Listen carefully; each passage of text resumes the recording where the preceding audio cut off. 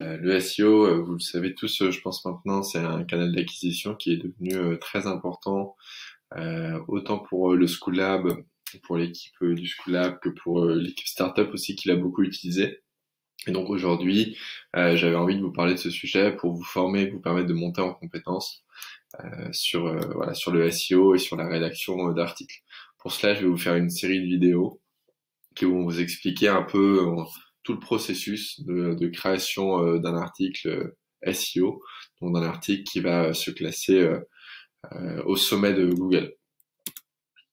Donc peut-être première chose à dire pour vous convaincre aussi que le SEO est un canal pertinent, c'est de vous parler un peu des résultats qu'on a obtenus côté startup, et je pense que de manière globale côté Schoolab, le SEO a un impact significatif, à savoir qu'il correspond à peu près un tiers de notre chiffre d'affaires, ce SEO, ce qui est donc une source de leads et de clients considérable, et ce qui nous a aussi déterminé à faire cette formation et à vous la proposer.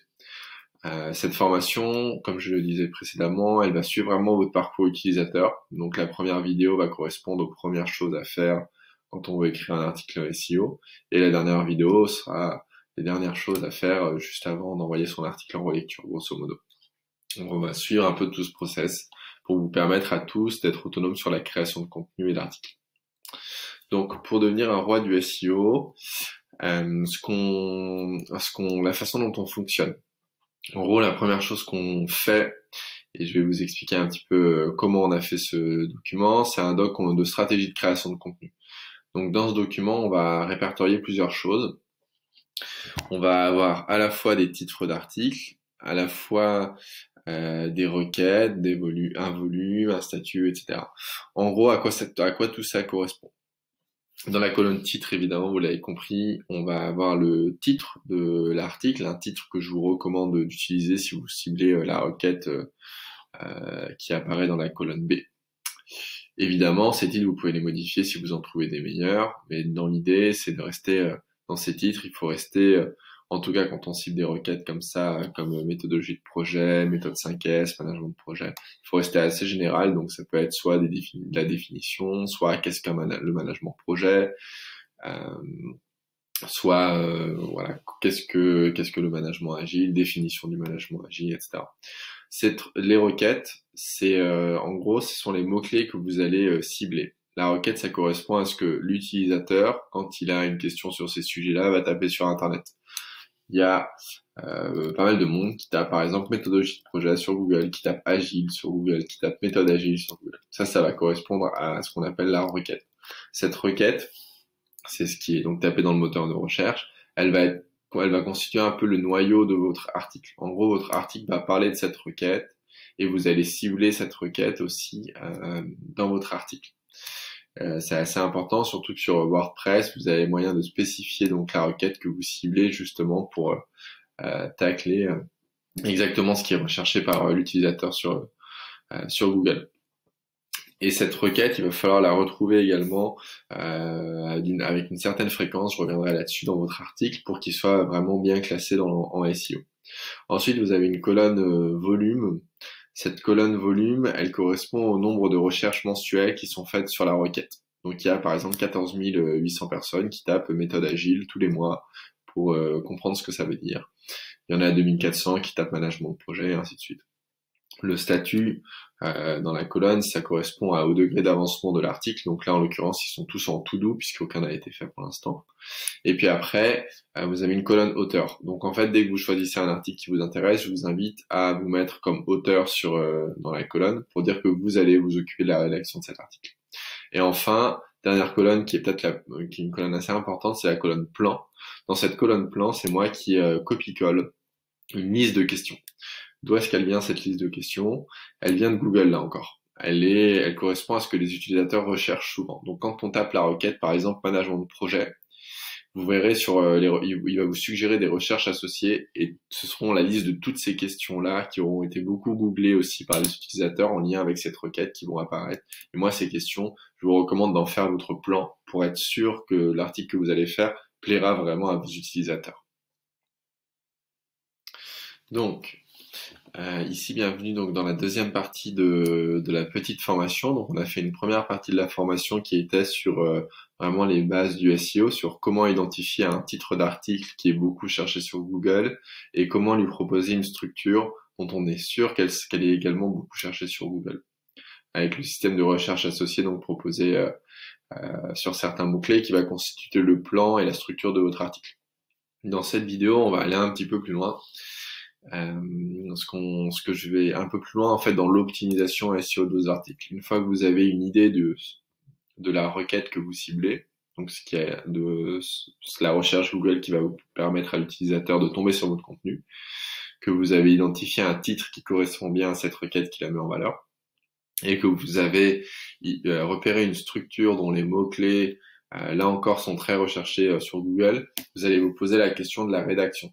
Avant même d'écrire votre article, il y a une chose très utile que vous pouvez faire, qui est dont on va parler maintenant, qui est d'optimiser sémantiquement votre article. Pour ça, il y a un outil qui est très bien, que je vous recommande de télécharger, qui s'appelle 1.fr, qui est un outil qui permet d'optimiser vos textes pour être mieux classé sur les moteurs de recherche. Cet outil, à quoi il sert? En fait, cet outil, il va vous permettre il va scanner tous les articles déjà existants sur la requête que vous ciblez et vous dire quel est leur score SEO.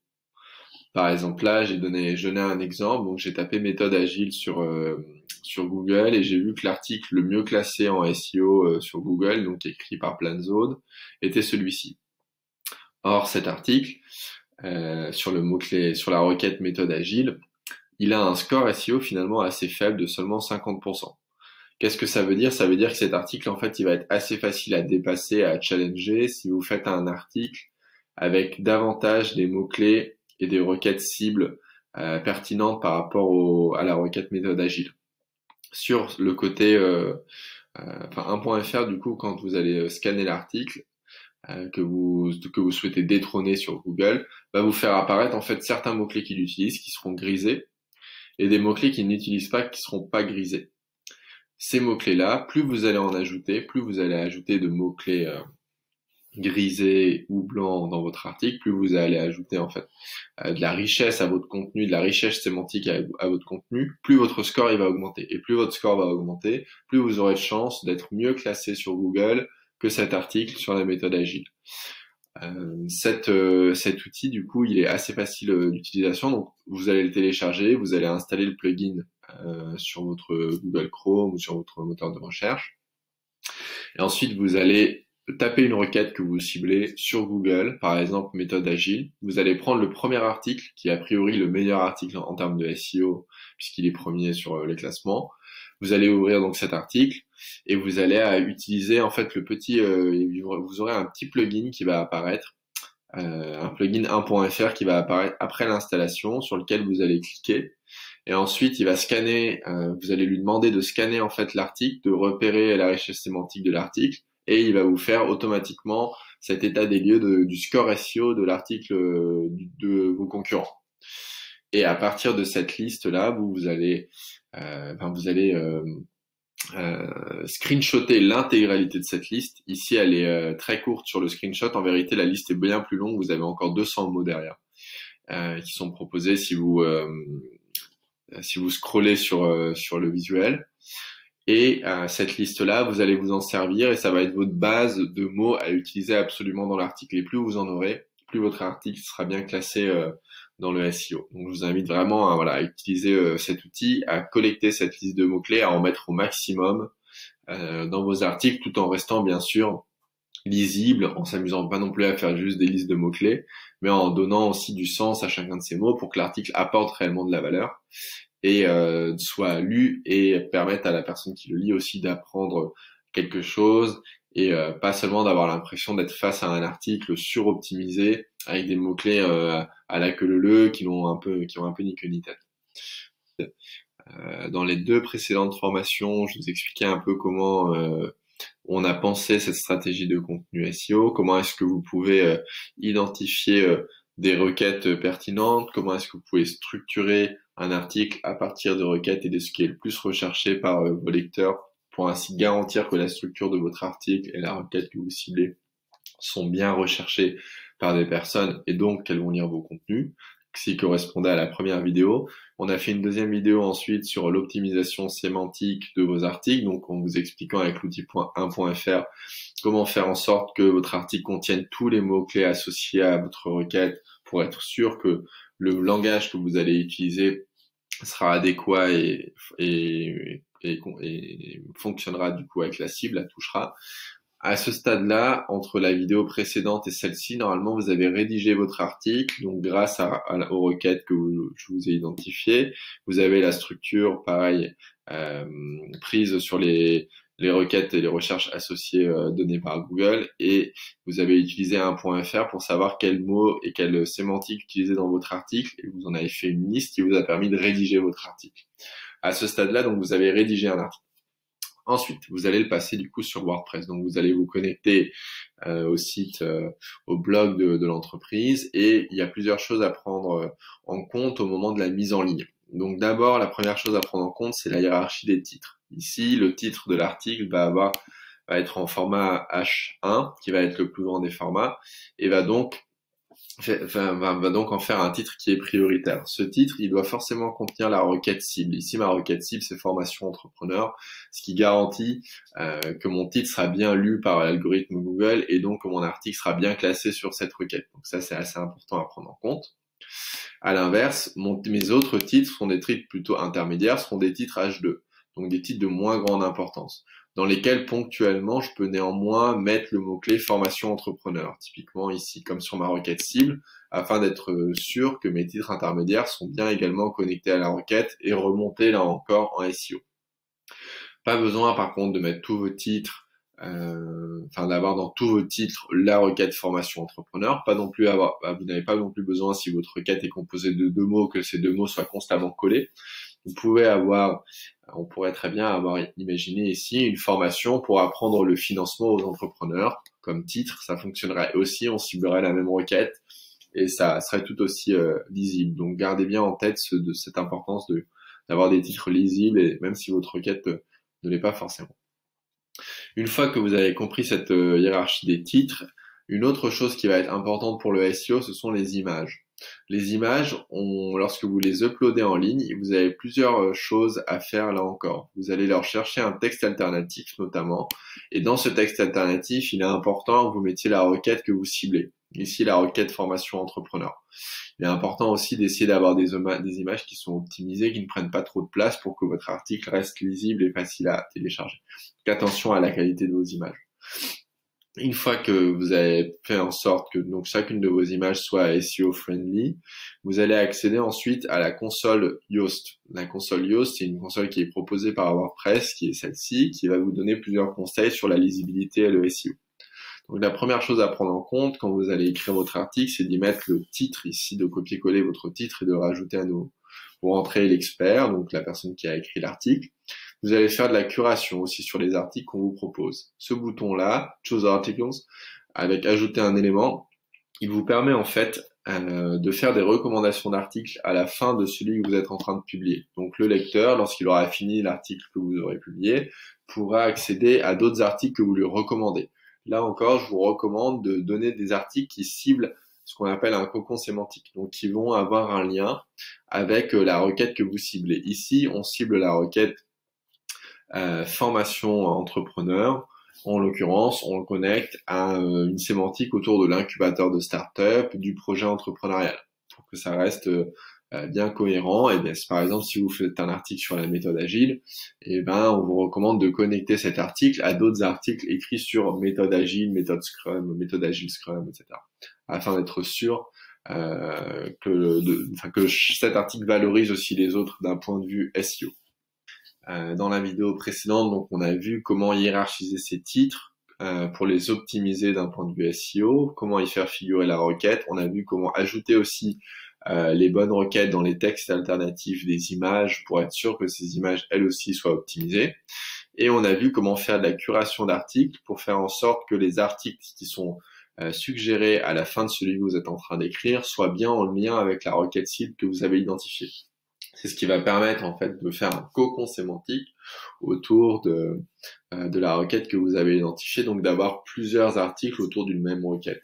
ce qui va là encore favoriser votre SEO. Aujourd'hui, on va s'intéresser plutôt à la console Yoast, donc une console proposée par WordPress, pour voir un peu comment tout ça fonctionne. Lorsque vous allez arriver sur WordPress et poster votre article, généralement cette case-là va être vide et en SEO vous allez être au rouge. L'objectif c'est de faire passer ce bonhomme SEO rouge initialement en vert. Pour ça, on va faire plusieurs choses. Donc, d'abord, il va falloir remettre la requête que vous ciblez. Donc, la requête que vous aurez trouvée dans le plan de stratégie de création de contenu et d'articles SEO. Vous allez reprendre cette même requête et la copier-coller pour la mettre ici. Vous allez faire ensuite 3 choses qui sont assez importantes là encore pour le SEO, pour être sûr que Google reconnaisse bien l'article que vous êtes en train de créer. Vous allez lui trouver un métatitre.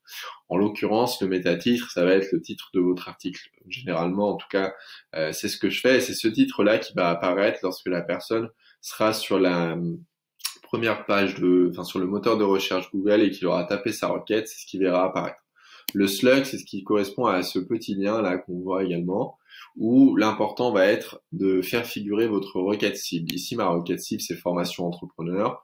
Je l'ai mise au tout début du coup de ce slug pour favoriser là encore le SEO. Et enfin, dans votre métadescription, pareil, il vous est recommandé de mettre votre requête et puis d'écrire un petit texte qui va donner envie à la personne de cliquer.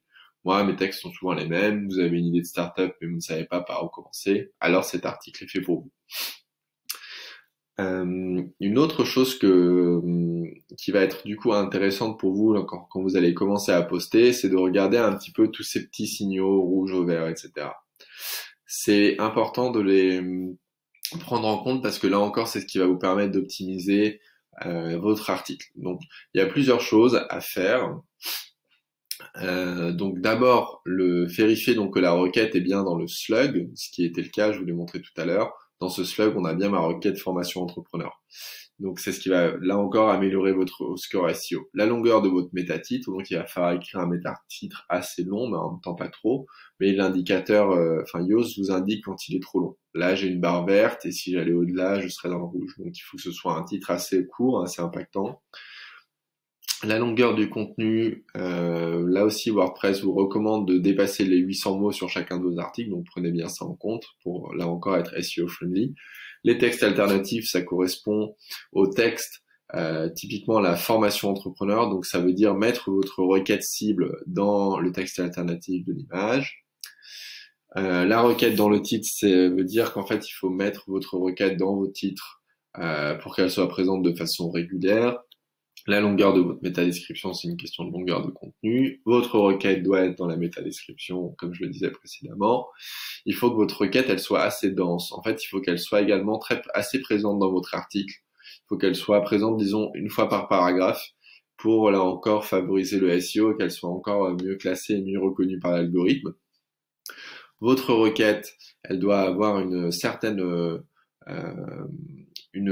longueur. Donc en l'occurrence, là, ma requête est au vert également puisqu'elle est relativement courte et présente dans l'ensemble du texte et elle est bien distribuée, pareil, dans l'intégralité du texte. Le maillage interne, ça correspond aux liens qui vont composer votre article et qui vont renvoyer vers le site web du Schoolab du coup. Donc là, faites bien attention dans ce maillage interne à mettre des liens en hyperlien, des liens vers des articles qui ont la même requête que l'article que vous êtes en train d'écrire pour être sûr que ça soit bien raccord et créer justement ce cocon sémantique dont je parlais précédemment. Et enfin, les liens externes, c'est toujours bien d'en avoir. Faire des liens, par exemple, vers un tuto YouTube en lien avec les formations entrepreneurs que vous auriez pu créer. Ça vous rajoute encore un petit bonus sur le SEO. Et pour finir, il n'est pas obligé d'avoir tout au vert pour avoir un bon SEO. Là, ça suffit par exemple. Dans la précédente vidéo, on a parlé de SEO. On a parlé de la console Yoast, comment optimiser notre score SEO pour avoir un article qui soit aussi SEO friendly que possible et donc très bien classé sur Google.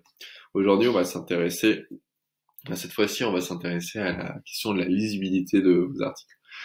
C'est une catégorie qui est un petit peu négligée parfois dans les articles SEO et qui pourtant est très importante puisque l'expérience utilisateur et le temps que l'utilisateur passe à lire vos articles va être pris en compte par l'algorithme de Google et va favoriser ou non votre article dans les classements.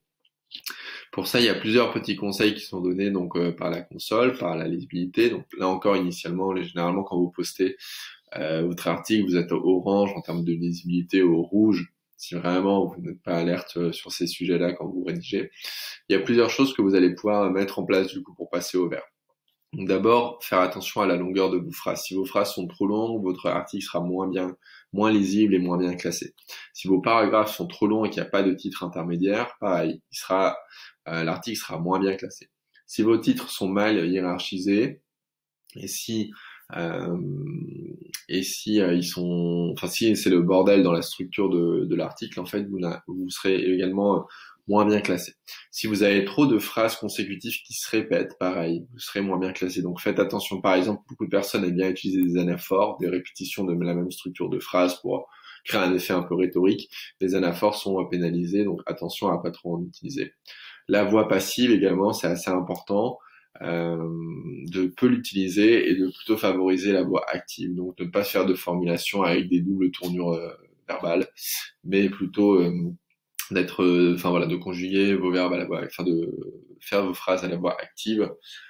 Pareil, ça a un impact sur la lisibilité. Et enfin, faire attention à ne pas ne pas faire un texte qui soit trop illisible. Et là-dessus, donc le test de lisibilité flèche est un bon indicateur pour vous garantir que vous êtes bien lisible. Enfin, un dernier critère qui peut être intéressant à prendre en compte, c'est la présence de mots de transition. Si votre texte n'en contient pas assez, vous serez un peu pénalisé. En l'occurrence, là, je suis pas très loin du score à atteindre, qui je crois à 20%, et ça me prendrait un temps considérable de rajouter des mots de liaison, des mots de transition dans chacune de mes phrases. En plus de ça, ça rendra l'expérience de lecture peut-être moins fluide pour un humain. Donc je le prends pas forcément en compte. Voilà. Et une fois que vous avez ces deux éléments verts, la prochaine étape, c'est l'étape de la relecture. Avant ça, il y a deux petites choses encore à prendre en compte. D'abord, de bien faire attention à mettre votre texte dans une catégorie précise. En l'occurrence, là, moi, j'ai créé un texte sur les startups. Donc je l'ai bien mis dans la catégorie startup, c'est important, comme ça il fera partie de la collection donc startup sur le site et les gens y retrouveront facilement, les gens intéressés par les startups le retrouveront facilement. Il faut bien ajouter une image, du coup vous allez mettre en avant une image en cliquant sur le bouton ajouter une image et là encore faire bien attention, ajouter un texte alternatif et mettez-y la requête cible. Et c'est cette image d'ailleurs qui apparaîtra quand on est sur le blog du Schoolab et qu'on voit défiler la mosaïque d'articles. C'est cette image, donc une image de couverture en quelque sorte. Voilà. Donc ça, ce sont deux choses encore importantes à prendre en compte. Le reste des critères est moins crucial pour le SEO. Une fois que vous avez terminé cet article, donc vous allez cliquer sur cocher cette case en attente de relecture pour le passer en relecture, sans oublier avant d'enregistrer votre brouillon, éventuellement de prévisualiser votre article pour vérifier qu'il est agréable à lire, que son expérience, que l'équilibre entre les images, les titres et les textes sont bons, et voilà, faire une dernière relecture avant de l'envoyer à relire à l'équipe startup. Et enfin, dernière chose pour la relecture, ce qui est important de faire, c'est d'envoyer donc le lien de votre article, non seulement donc en relecture sur WordPress, mais aussi dans le Slack dédié à la relecture. On a un groupe qui s'appelle Crew Relecture sur Slack dans lequel vous allez pouvoir partager votre article.